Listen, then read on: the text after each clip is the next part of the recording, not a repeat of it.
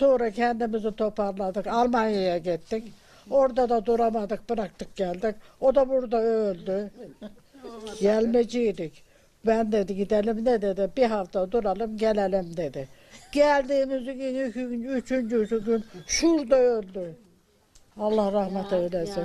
Kabiri cennet olsun. Daha bir ufacık, şu kadarcık bir lafı yoktur bana. Karanfille budadılar daldıya, daldıya, sarıldı boynuma beni aldı ya, vay vay. Vay yandım vay vay, neredesin nerede? Karanfili budadılar daldıya, sarıldı boynuma beni aldı ya, vay vay. O da koyverdi gitti.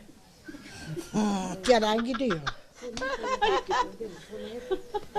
1, 2, 3, 4 tane herif yok.